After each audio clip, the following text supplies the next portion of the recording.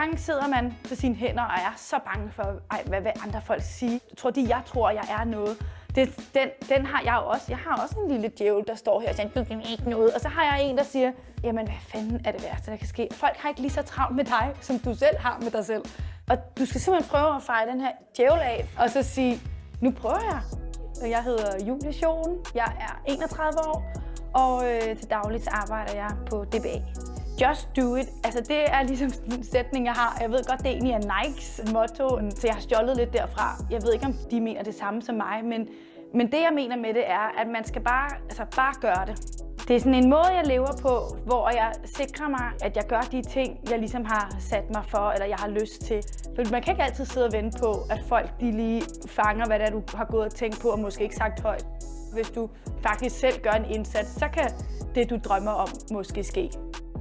For at gøre det lidt mere konkret, jeg var på et tidspunkt arbejdsløs, eller jeg var faktisk færdiguddannet. Jeg synes, det er lidt unfair at kalde det for arbejdsløs. Og så var der et jobopslag på Metro Express. Der har jeg bare altid tænkt, det er der, jeg skal arbejde. Jeg søgte jobbet og fik det ikke. Jeg var helt vildt skuffet. Jeg synes, jeg burde have været den, der fik det. Og på jobcenteret, der sidder de jo altid og siger, ja, prøv, du skal bare sparke døren ind, invitere til kaffemøde, gør det. Man gør det jo aldrig. Man tænker altid, ja, det er nemmere sagt end gjort. Og så tænker jeg gør det, så gør det, så gør det. Så skal I hvert fald ikke sige, at jeg ikke har prøvet. Og så bankede jeg simpelthen på, for jeg var så nervøs. Han var sådan, vil du have noget vand? Men der gik jeg simpelthen ind og sagde, jeg har søgt det her job. I har sagt nej til mig. Hvordan kan det være? Så fik jeg jo svar på, at det var fordi, der var nogen, der var bedre kvalificeret. Men så gjorde jeg faktisk det hele en til gang, og så fik jeg det. Det var sygt grænseoverskridende. Og jeg siger heller ikke, at det er det, du skal gøre, fordi det er ikke alle, der bare kan sparke en dør op. Det kræver en vis form for selvtillid og god mavefornemmelse. Det er i hvert fald den måde, jeg har fået rigtig meget ud af livet på. Det er jo ikke altid, jeg selv kan bestemme, så kan jeg få et nej, men så har jeg i hvert fald gjort min del af det. Spillet bolden over på den anden side. Altså det her med at udleve Just Do It er jo ikke altid bare gratis. For eksempel, da jeg sad inde på min chefs kontor, og han så siger, vil du kan ikke glas vand, der kunne jeg jo godt se, okay, jeg er helt rødmosset her på.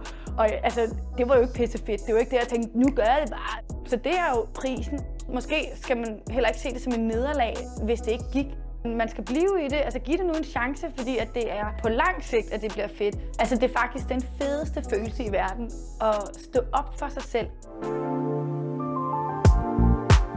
Det har jeg også brugt i forhold til kærester, eller desværre mangel på samme. Altså folk, jeg gerne ville have, skulle være min kæreste. Jeg så også engang med en fyr, det kender vi alle sammen, de der bad boys, vi alle sammen vil have, som bare var så nederen.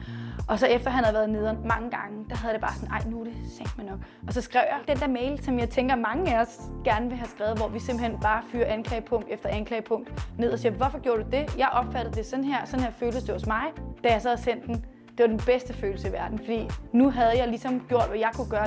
Han gik fuldstændig død i min lange mail, jeg tror den var 2 sider lang, med en lille skrift. Selvom det har været hårdt at få de der nejer, som jeg har fået i mange af de her tilfælde, så har det været mega fedt, fordi jeg faktisk følte, at jeg stod op for mig selv. Jeg sagde, hvad jeg gerne ville.